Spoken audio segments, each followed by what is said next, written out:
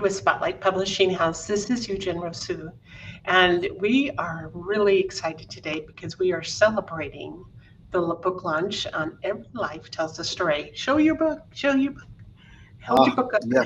Thank you. Good morning, Becky. The other way Good around. morning. There we go. Every Life Tells a Story. It's an anthology book. Eugen, can you talk about, share with us just how this book came to be and what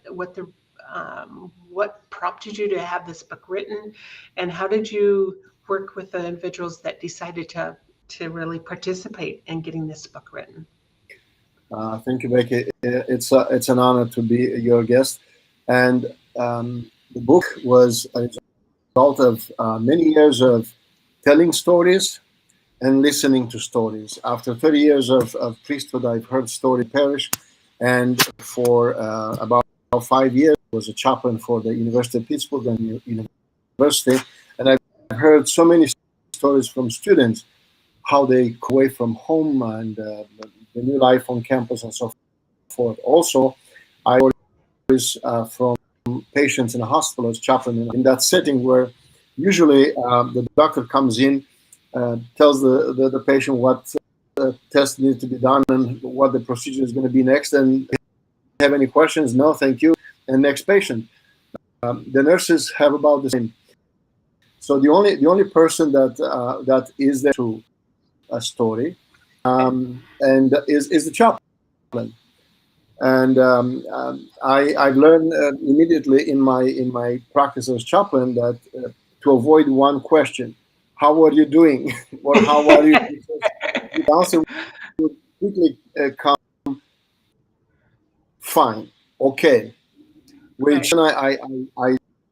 I changed that question to so what's your story? And immediately the quick answer, I'm okay, I'm fine, True. gone, was diminished, and would pop up. And I've heard the most amazing stories. I was shocked because they were so powerful, so painful, many of them. And it was actually great. It was great. It was a learning experience for me. And listening to all these stories, I thought, you know what, I can actually put some of these stories in a book and maybe have some contributors write their stories on different experiences, childhood, motherhood, parenting, faith, anything that comes alive.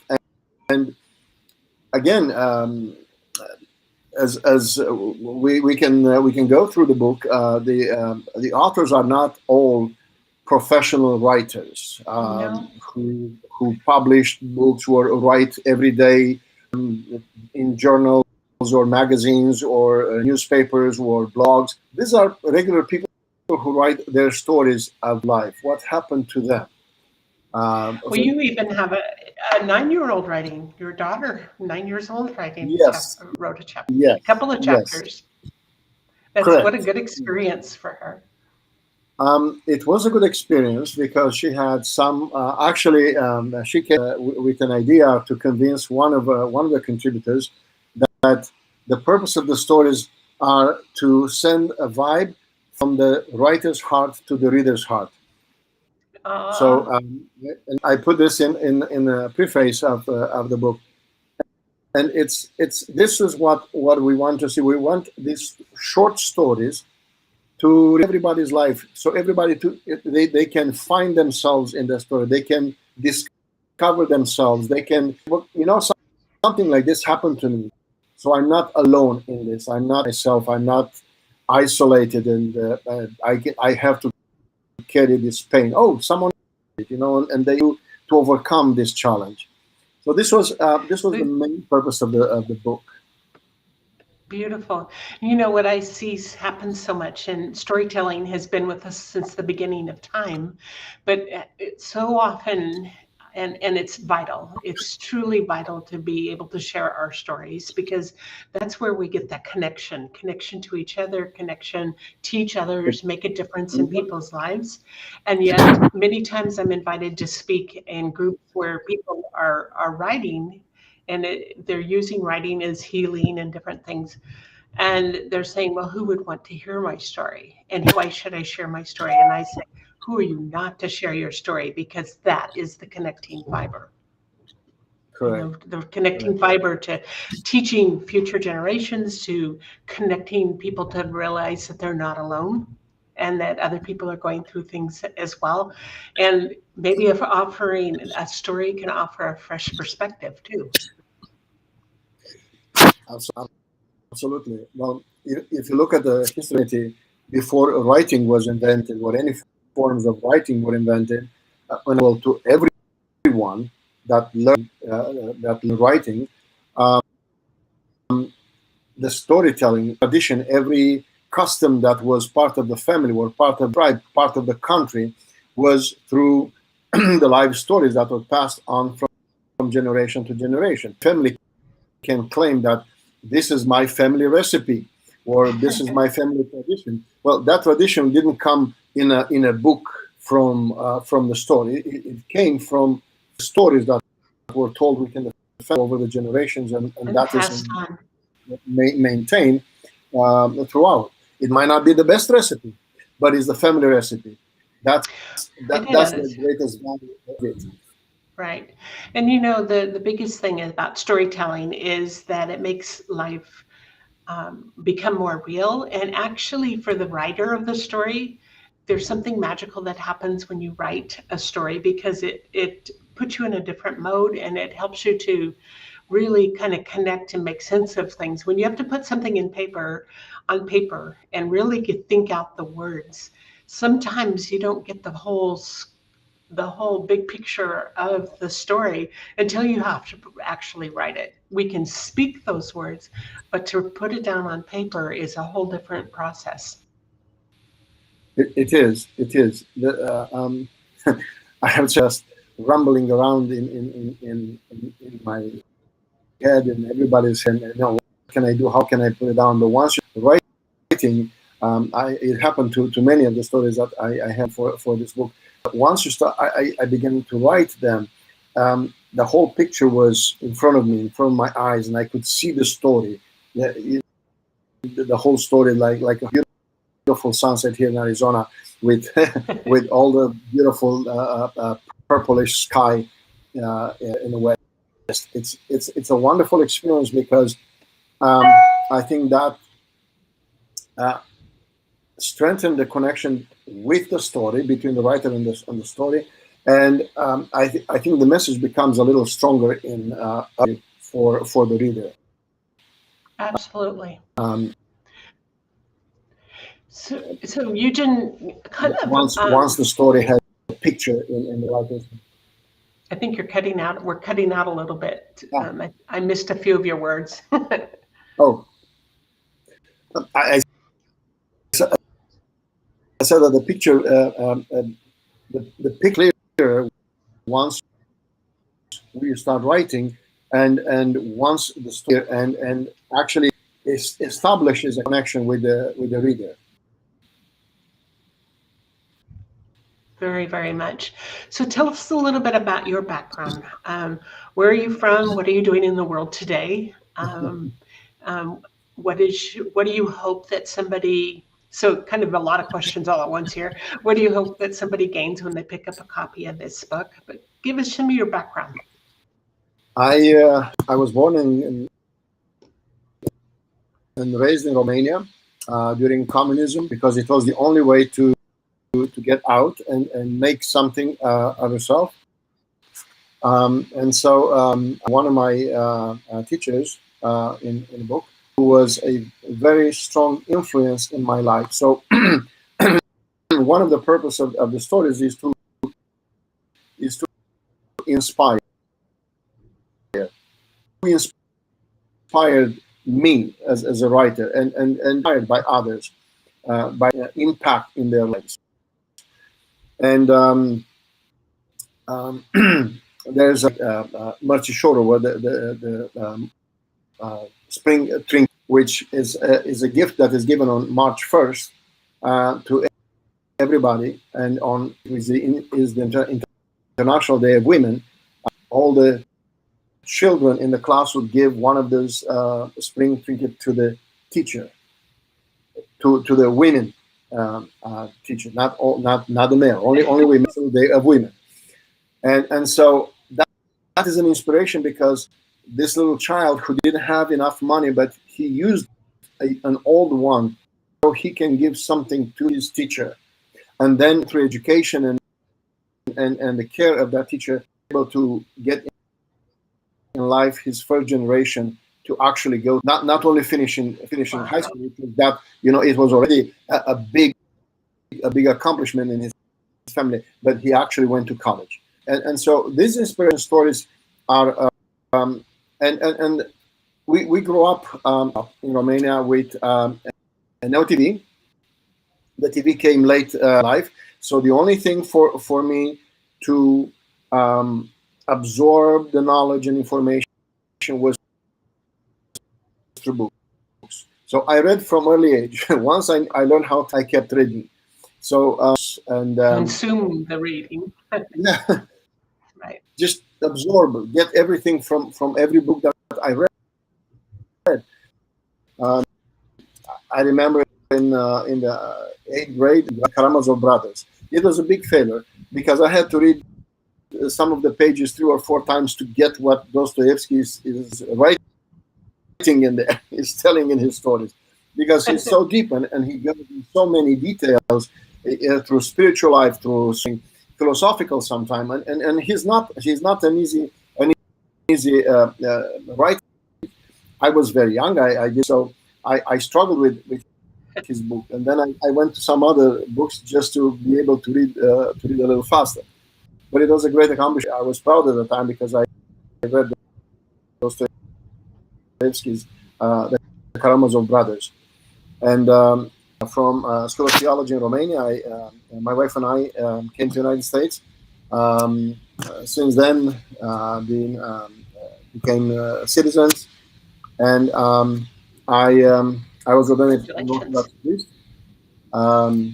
Several different parishes in the United States, established one parish in Pittsburgh, Pennsylvania, and I recently, this year, I completed my doctorate ministry with a dissertation, and a lot of writing. And actually, I was writing both the book and the dissertation at the same time. It was quite a it's a busy time.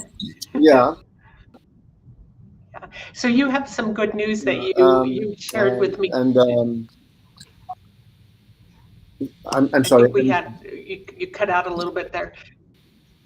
You had some good news that you were sharing with me just a few moments ago as part of this your ministry. It's a ministry.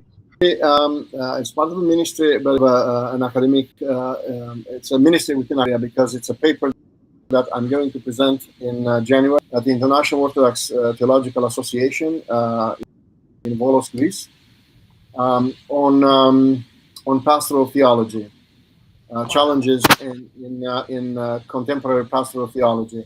So it's new for me. It's a great experience, but it's something that I've learned so much in my dissertation, and cover so many things that some of the things I knew, but I wasn't aware of the details of the problems. The presentation is gonna be on that, and it's exciting. It's exciting because the academia is exciting. It's quite an accomplishment. Yeah, thank you, thank you very much. Yeah, so this is great. This is great. Well, congratulations, because your book became, on the Kindle version, it became a #1 bestseller. In what was it was such an exciting time, and today you already are a bestseller in the paperback version. And so we have lots to celebrate, and I'm sure the authors that participated are feeling pretty happy themselves to see that their stories are out there in the world and can make a difference. Sure, sure. It's exciting news because I want these stories to have an impact on the readers. I want the reader to enjoy, to laugh with the stories, and to like, aha, yes, yes, I remember that. You know, someone read the story about um, on the day our daughter was born, and how everybody came in the room and said, "Well, I haven't seen a thing so much like her father." So I said, "Oh, this is right." So I went to the nurses station. I asked one of the nurses, "Could you please get in the room and tell my wife that the baby looks like her?" Yeah. She said it. She didn't. I wanted, but at least it was said. You know, it's 2 hours after the delivery. So anyway, it's um, I received a lot of comments on the story of my daughter's fishing in the park. You know, or the parenting where the mother goes to the kindergarten to be with her sons, of crying so much, and then she realizes that she's actually spending so much time blaming the other kids while her kid is staying on the side because he wanted only his mother attention to be all the kids in the classroom. The other kids. Yeah. You're my mama. Right, right. I don't So want to share. yeah, some of these stories will have an impact. You know, the mother who's advising what to do with a little grasshopper. She tells the kid because they had to go to school, so things had to be kept moving. And she told the child, up it in the air and go somewhere. And the child listened to his mother, and the bird came and grabbed the grasshopper, and the grasshopper was gone forever. And the funny thing is, and she is in the story that even today he's an adult, 20 some years old, and he still remember that story. You told me to say.